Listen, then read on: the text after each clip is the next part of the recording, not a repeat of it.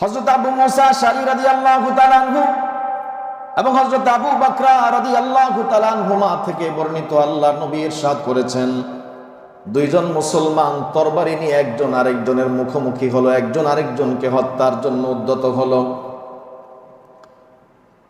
দেখা গেল একজন তার সঙ্গীকে হত্যা করে ফেলল, আরেকজন হত্যা করতে পারে নাই, বরং সে নিহত হয়ে গেল। নবী বলেন, ফাল কাতিলু ওয়াল মাকতুলু ফিন্নার, যে ঘাতক, যে হত্যা করেছে সেও জাহান্নামে যাবে, আর যে নিহত হয়েছে সেও জাহান্নামে যাবে। সাহাবায়ে কেরাম জিজ্ঞাসা করলেন, ইয়া রাসূলুল্লাহ হাদাল কাতিল, ইয়া রাসূলুল্লাহ, যে ঘাতক সে জাহান্নামে যাবে এটা তো সহজেই বুঝলাম, কারণ সে বড় ধরনের অন্যায়টা করে ফেলেছে, এজন্য সে জাহান্নামে যাবে।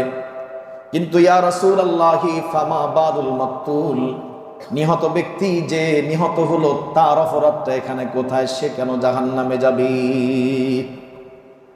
আল্লাহ নবী জবাব দিলেন, ক্বালা রাসূলুল্লাহ সাল্লাল্লাহু আলাইহি ওয়াসাল্লাম ইন্নাহু কানা হারিসান আলা কাতলি সাহিবিহি। নবী বললেন, ওই নিহত ব্যক্তি যদিও সে তা অপরজনকে হত্যা করতে পারে নাই, কিন্তু সেও অপরজনকে হত্যার জন্য পূর্ণ প্রস্তুত ছিল, সেও প্রস্তুতিতে কোনো ত্রুটি রাখে নাই। ঘটনাচক্রে সে পরাজিত হয়ে গেছে, কাজেই তার যেহেতু চেষ্টা ইচ্ছা সম্পন্ন করে ফেলেছে, ইচ্ছার পাশাপাশি চেষ্টাও সে সম্পন্ন করেছে, ঘটনাচক্রে সে বাস্তবায়ন করতে পারে নাই, এজন্য সেও সমান অপরাধী বলে গণ্য হবে। সেও যেন হত্যাকাণ্ডে জড়িত হয়েছে, সেও যেন একজনকে হত্যা করেছে, এজন্য সেই লোকটাও জাহান্নামে প্রবেশ করতে হবে। বিসমিল্লাহির রহমানির রহিম।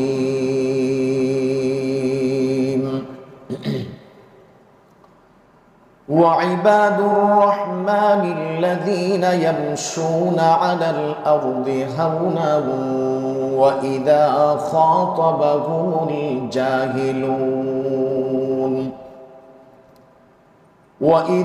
خاطبهم الجاهلون قالوا سلاما.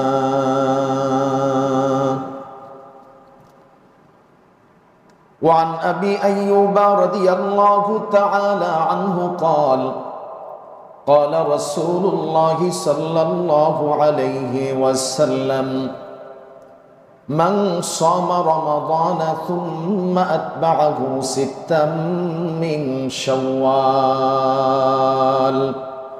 كان كصيام الدهر أو كما قال النبي عليه الصلاة والسلام. কুরআনুল কারীমের সূরাতুল ফুরকান থেকে ৬৩ নং আয়াতে কারিমা, বিখ্যাত সাহাবী সাইয়্যিদুনা আবু আইয়ুব আনসারী রাদিয়াল্লাহু তাআলা আনহু এর সূত্রে বর্ণিত মুসলিম শরীফ থেকে 1164 নম্বর হাদিস শরীফ তেলাওয়াত করেছি। আয়াতে কারিমা ও হাদিসে পাকের বিষয়বস্তুকে সামনে রেখেই সংক্ষিপ্ত কিছু আলোচনা করার ইচ্ছা করেছি। ওয়ামা তৌফিকি ইল্লা বিল্লাহ।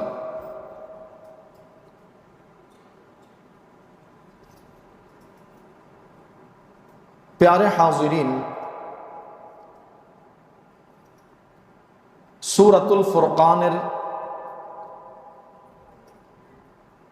তেলাওয়াতকৃত আয়াত থেকে নিয়ে শুরু করে আল্লাহ পাক ঈমানদারের কিছু গুণ এবং বৈশিষ্ট্যের কথা আলোচনা করেছেন। এখানে আল্লাহ পাক সর্বমোট 13টি গুণের কথা আলোচনা করেছেন।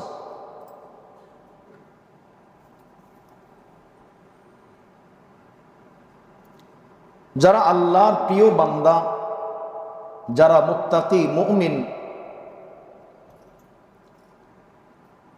তাদের প্রথম বৈশিষ্ট্য আর গুণ উল্লেখ করতে গিয়ে আল্লাহ পাক বললেন ইবাদুর রহমান।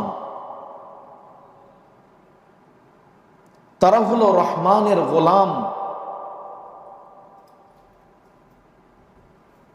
তাদের অন্যতম বৈশিষ্ট্যই হলো যে তারা নিজেকে আল্লাহর গোলাম মনে করে। গোলাম হওয়াটাকে সৌভাগ্যের বিষয় মনে করে। আল্লাহ পাকও তাদের গোলাম হওয়াটাকে তার প্রিয় বান্দাদের অন্যতম বৈশিষ্ট্য হিসাবে তুলে ধরেছেন।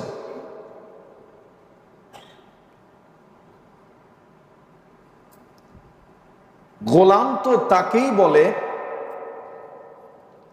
যে সর্বক্ষেত্রে তার মালিকের অধীন থাকে, যার কথা কাজ, যার সবকিছু মালিকের ইচ্ছার অধীন থাকে, সেই হলো প্রকৃত অর্থে গোলাম। কাজী আল্লাহ প্রিয় বান্দাদের অন্যতম বৈশিষ্ট্যই হলো যে তারা গোলাম হয়ে থাকে, আল্লাহর গোলামিতে নিজেকে আবদ্ধ করে এভাবে যে আল্লাহর ইচ্ছার বিরুদ্ধে এক কদমও তারা চলা পছন্দ করে না। আর আল্লাহও পছন্দ করেন না যে বান্দা আল্লাহর চাহিদার বাইরে চলাফেরা করবে, আল্লাহর ইচ্ছার বাইরে বান্দা কোনো কিছু করবে, এটা আল্লাহ তাআলাও পছন্দ করেন না।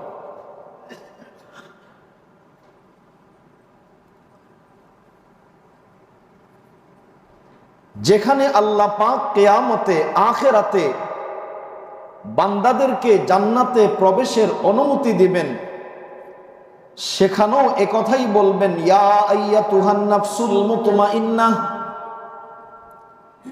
ইয়া আইয়াতুহান নাফসুল মুতমাইন্নাহ ইরজিই ইলা রাব্বিকি রাদিয়াতাম মারদিয়াহ ফাদখুলি ফি ইবাদি ওয়াদখুলি জান্নাতি। আল্লাহ ওই সমস্ত আত্মা নফসে মুতমাইন্না যারা আল্লাহর গোলামিতে সারা জিন্দেগি অতিক্রম করেছে, আল্লাহর চাহিদা মোতাবিক জীবন যাপন করেছে, ওই সমস্ত আত্মাকে ডাক দিয়ে বলবেন যে তোমরা আমার বান্দার মধ্যে প্রবেশ করো এবং জান্নাতে প্রবেশ করো। আমার বান্দাদের মধ্যে ঢুকে ওহে সেই মুতমাইন্না আত্মা, আমার বান্দাদের মধ্যে প্রবেশ করে জান্নাতে প্রবেশ করো, জান্নাতে ঢুকে যাও। বুঝা গেল সেখানেও আল্লাহ চান যে বান্দা হয়ে জান্নাতে ঢুকা, আল্লাহর কাছে বান্দা হওয়াটাই সবচেয়ে পছন্দের বিষয়। रसूल खुदा की गुलामी में क्या है, जरा तुम गुलामी में आकर तू देखो। गुलामी ये है बादशाही से बेहतर, जरा तुम गुलामी में आकर तू देखो। আল্লাহ এবং তার রাসূলের আনুগত্য করতে পারা, গোলামি করতে পারা, এটা কত বড় সম্পদ, কত বড় দৌলত, কত বড় দামি বস্তু, সেই বোঝে যে আল্লাহ এবং তার রাসূলের গোলামিতে আত্মনিয়োগ করেছে, তাদের আনুগত্যে নিজেকে লাগিয়ে দিয়েছে, সেই অনুধাবন করে আসলে নামে যদিও এরা গোলাম, সত্যিকার অর্থে কেউ যদি আল্লাহ এবং রাসূলের আনুগত্য করে, সে তো বাহ্যিক দৃষ্টিতে নামে গোলাম হলে কি হবে, তাম দুনিয়ার কাছে সে বাদশাহ সাব্যস্ত হয়ে যায়। কার্যত তাম দুনিয়া তার কাছে মাথা নত করে, সে তো তাম দুনিয়ার বাদশাহ বনে যায়। নামে যদিও সে গোলাম, কিন্তু কার্যত সে যেন বাদশাহ হয়ে যায়। অন্যান্য কায়নাত যেন আল্লাহর গোলামিতে আত্মনিয়োগ করায়, সকলেই যেন তার কাছে মাথা নত করতে বাধ্য হয়, তার কাছে নত হয়ে যায়। এজন্য সবচেয়ে বড় গুণ আর বৈশিষ্ট্য হলো আল্লাহর প্রিয় বান্দাদের যে সে নিজেকে গোলাম বানিয়ে নেয়, গোলাম হিসাবে জীবন যাপন করে। আমরাও আল্লাহর কাছে চাই আল্লাহ পাক যেন আমাদেরকে তার গোলাম হিসাবে কবুল করেন, আমরা যেন আমাদের জিন্দেগি আল্লাহর গোলামিতে, আল্লাহর দাসত্বে, আল্লাহর চাহিদা মোতাবিক যেন জীবনটা অতিক্রম করতে পারি বলে আমিন। আমরা যার গোলাম সেই মালিকের নাম হলো রহমান। মালিকের নাম রহমান। আল্লাহ পাকের তো বহু গুণবাচক নাম আছে, তার সত্তাগত নাম আছে আল্লাহ, তার গুণগত নাম আছে। এই অন্যান্য নামগুলোর মধ্য থেকে আল্লাহ পাক এখানে নিজের সেই নামটাকেই বাছাই করেছেন, মনোনীত করেছেন, যা কোনো মাখলুকের সাথে আদৌ প্রযোজ্য নয়।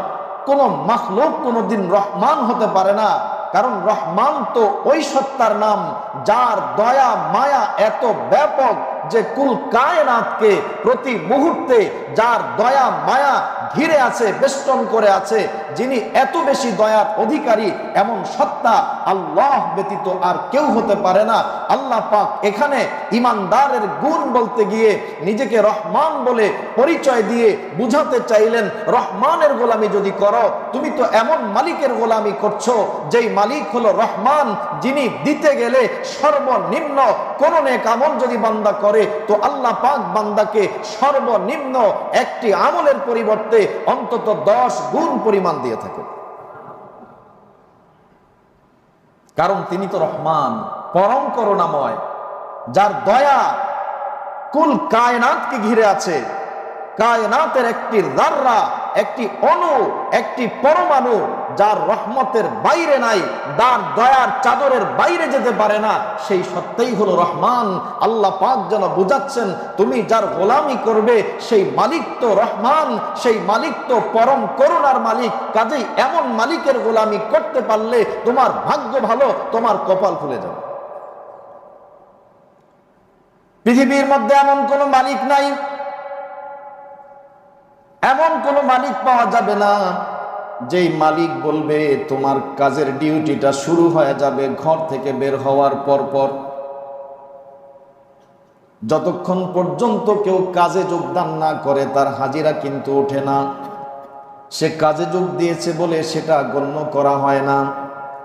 কিন্তু আমাদের মালিক যিনি রহমান, তিনি বলে, বান্দা তুমি যদি নামাজের জন্য ঘর থেকে বের হও, তুমি নামাজের প্রস্তুতি নিয়ে আমি আল্লাহর গোলামি করার জন্য যখন ঘর থেকে বের হয়ে যাও, আল্লাহ পাক ফেরেশতাদেরকে বলে, বান্দা ও আমার ফেরেশতারা, আমার বান্দা মসজিদে যাওয়ার জন্য কতগুলো কদম ব্যবহার করে গণনা করে রাখো।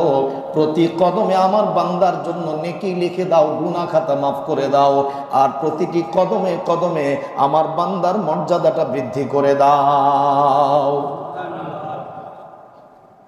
তিনি তো এমন মালিক যে আমি মাত্র ঘর থেকে বের হলাম, এখনো কাজে যোগদান করি নাই। মালিক এমন দয়ার মালিক, তিনি তখনই বলে দিচ্ছেন প্রতি কদমে নেকি, প্রতি কদমে গুনাহ মাফ, আর প্রতি কদমে বান্দার মর্যাদা বৃদ্ধির আদেশ দিয়ে দিলেন। মানে আমার ডিউটি ওখান থেকেই শুরু হয়ে গেছে। মালিক এত দয়ালু, আমি এখনো কাজে যোগদান করতেই পারি নাই, এখনো শুরুই করি নাই। মালিক বলে, লিখে দে আমার বান্দার আমল নামায় সওয়াব, লিখে দে আমার বান্দার মর্যাদা বৃদ্ধি করে দে। আছে দুনিয়াতে এমন কোন মালিক? আল্লাহর বান্দা মসজিদে আসার পরে নামাজের অপেক্ষায় যতক্ষণ পর্যন্ত থাকে, এখনো নামাজ সে শুরু করে নাই, নামাজ এখনো শুরু হয় নাই, নামাজের অপেক্ষায় সে বসে আছে। আল্লাহর নবী বলেন, যতক্ষণ পর্যন্ত সেই আল্লাহর বান্দা নামাজের অপেক্ষায় থাকবে, আল্লাহ পাক পুরা সময়টাই তার নামাজের মধ্যে গণ্য করে দিবে। আছে দুনিয়াতে কোনো মালিক? আমি এখনো কাজই করলাম না, বসে থাকলে আমার হাজিরা চলবে? চলবে না, বরং আমাকে এখান থেকে বের করে দিবে। কেন বসে আছো? আমার আপনার মালিকের নাম যেহেতু রহমান, মালিক যেহেতু রহমান, পরম করুণার মালিক যিনি, মালিক বলে, আমার বান্দা যদিও এখনো কাজে যোগদান করে নাই, নামাজ শুরু করে নাই, আমার বান্দা যেহেতু নামাজের উদ্দেশ্যে মসজিদে আগমন করেছে, নামাজের জন্যই এসেছে, নামাজের অপেক্ষায় যেহেতু আছে, ও ফেরেশতা, আমার বান্দার আমলনামায় যেন সে নামাজ পড়ছে এটাই তোমরা লিখে নাও। রহমান, এটাই মালিক রহমান হওয়ার পরিচয়। কাজেই যারা রহমানের গোলামি করে, আল্লাহর গোলামিতে যারা আত্মনিয়োগ করে, তাদের লোকসান নাই, তাদের লাভই লাভ। দুনিয়াও তারা লাভবান, আখিরাতেও তারা লাভবান। দুনিয়াতেও তারা কল্যাণকামী হলো, কল্যাণের অধিকারী হলো, আর আখিরাতে তো অফুরন্ত কল্যাণের অধিকারী হবে। আল্লাহ রাব্বুল আলামিন কোরআনুল কারীমের অন্য আয়াতে বান্দাকে ডাক দিয়ে বলেন, মান জাআ বিল হাসানাতি ফালাহু আশরু আমসালিহা। কেউ যদি আমি আল্লাহর কাছে একটা নেক আমল করে আসে, তো ফালাহু আশরু আমসালিহা, তাহলে আমি আল্লাহর পক্ষ থেকে তার জন্য 10 আমল করার পরিমাণ বিনিময় তার জন্য রয়েছে। 10টা আমল করলে যা পাইতো, আমি আল্লাহ ধরে নেব যে সে 10টা আমল করেছে, অথচ করেছে মাত্র কয়টা? একটা। সে আমল করেছে একটা, আর আল্লাহ গণনা করবেন, লিখবেন সর্বনিম্ন 10টা। পক্ষান্তরে ওয়ামান জা বিসাইয়্যা ফালা ইউজজা ইল্লা মিসলুহা ওয়া হুম লা ইউজলামুন। আর কেউ যদি একটা গুনাহ করে, অন্যায় করে, মালিক সেক্ষেত্রে 10 গুণ লিখে দিবে না, বরং মালিকের নীতি হলো, রহমানের নীতি হলো, সে একটা গুনাহ করেছে তো তার আমলনামার মধ্যে একটা গুনাহই লেখা হবে। নেকের ক্ষেত্রে সর্বনিম্ন 10 গুণ, আর অন্যায় অপরাধের ক্ষেত্রে বান্দা যেই পরিমাণ করবে ওই পরিমাণই লেখা হবে।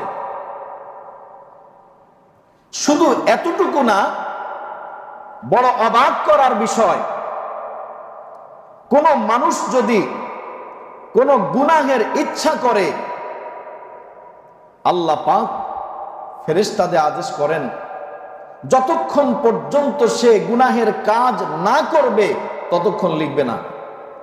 ফালা তাকতুবুহা লাহু, ফালা তাকতুবুহা লাহু, খবরদার যতক্ষণ পর্যন্ত সে কোনো গুনাহ না করবে, শুধু ইচ্ছা করার দরুন তার গুনাহ লিখবে না। ফালা তাকতুবুহা হাত্তা ইয়ামালাহা, আর বান্দা যদি গুনাহের কাজটা করেই ফেলে, আল্লাহ বলে ফাকতুবুহা লাহু বিমিসলিহা, গুনাহ যেহেতু করেই ফেলেছে এখন তার জন্য একটা গুনাহই লিখবি। তাহলে না করলে, ইচ্ছা করলে গুনাহ লেখা হবে না, করলেও মাত্র একটাই লেখা হবে। আর ইচ্ছা করার পরে যদি গুনাহ ছেড়ে দেয়, ওয়াইন তারাকাহা মিন আজলি, নবী বলেন কেউ যদি আমি আল্লাহর ভয়ে, আল্লাহ পাক বলেন কেউ যদি আল্লাহর ভয়ে গুনার ইচ্ছা করার পরেও গুনাহটা ছেড়ে দিল, ওয়ামান তারাকাহা মিন আজালি, আমার ভয়ে, আমার কারণে যদি কেউ গুনাহটা ছেড়ে দেয়, আল্লাহ বলেন ফাকতুবুহা লাহু হাসানা, তাহলে এইটার বিনিময়েও আমার বান্দার আমলনামার মধ্যে একটা নেকি লিখে দাও।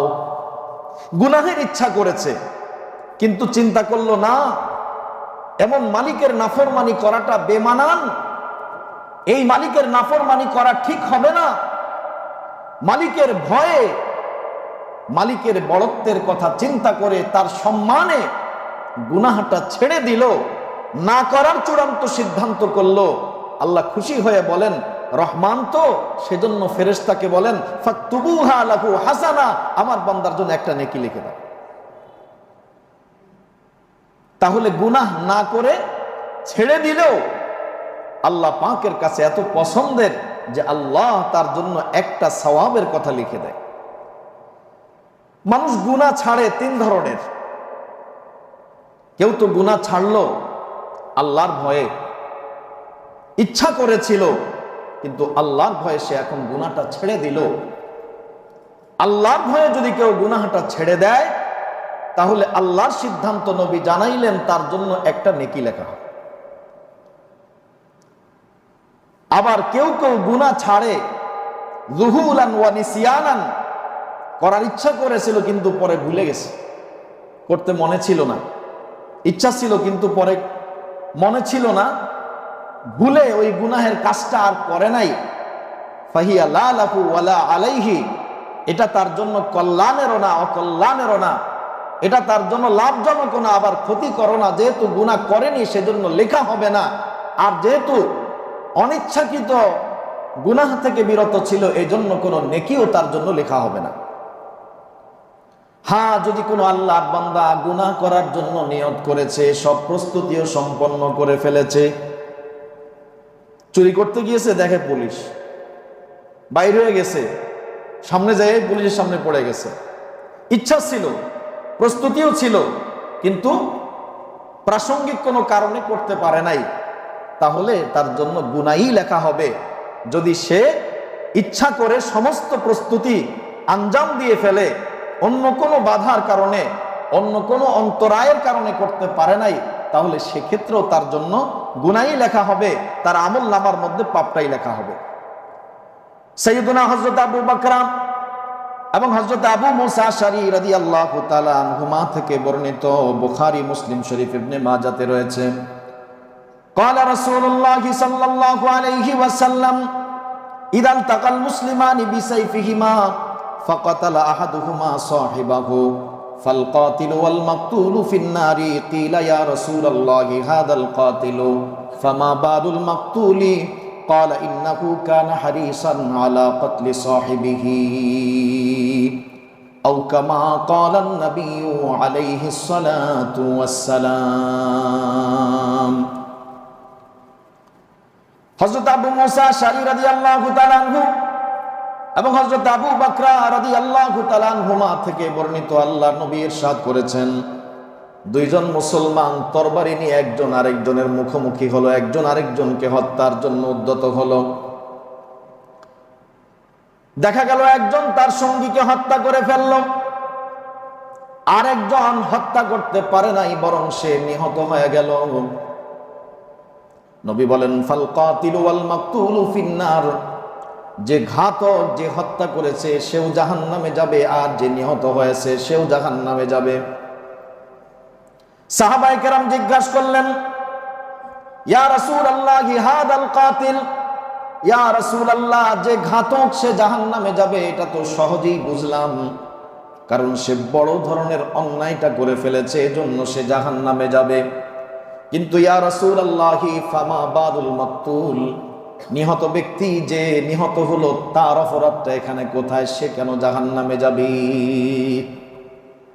আল্লাহ নবী জবাব দিলেন, ক্বালা রাসূলুল্লাহ সাল্লাল্লাহু আলাইহি ওয়াসাল্লাম ইন্নাহু কানা হারিসান আলা কাতলি সাহিবিহি। নবী বললেন, ওই নিহত ব্যক্তি যদিও সে তা অপরজনকে হত্যা করতে পারে নাই, কিন্তু সেও অপরজনকে হত্যার জন্য পূর্ণ প্রস্তুত ছিল, সেও প্রস্তুতিতে কোনো ত্রুটি রাখে নাই, ঘটনাচক্রে সে পরাজিত হয়ে গেছে। কাজেই তার যেহেতু চেষ্টা, ইচ্ছা সম্পন্ন করে ফেলেছে, ইচ্ছার পাশাপাশি চেষ্টাও সে সম্পন্ন করেছে, ঘটনাচক্রে সে বাস্তবায়ন করতে পারে নাই, এজন্য সেও সমান অপরাধী বলে গণ্য হবে। সেও যেন হত্যাকাণ্ডে জড়িত হয়েছে, সেও যেন একজনকে হত্যা করেছে, এজন্য সেই লোকটাও জাহান্নামে প্রবেশ করতে হবে। এই মূলনীতি সামনে রেখে কোন মানুষ যদি গুনাহ থেকেও বাঁচে, তাহলে এক সূরাতে সে একটা নেকি পায়, আর যদি ভুলক্রমে গুনাহ থেকে বাঁচে তাহলে কোনো লাভও নাই, ক্ষতিও নাই। আর গুনাহের সব আয়োজন সম্পন্ন করে অন্য কোনো অন্তরায় বাধার কারণে যদি করতে না পারে, তবুও তার আমলনামায় পূর্ণ গুনাহটাই লেখা হবে। কিন্তু কোথাও এমন কথা নাই যে গুনাহ করলে 10 গুণ লেখা হবে, 20 গুণ লেখা হবে, এমন কোনো কথা কোথাও নেই। বরং আল্লাহ পাক বান্দাকে বিভিন্ন জায়গায় কোরআনুল কারীমে এবং নবীর মাধ্যমে আশ্বস্ত করেছেন।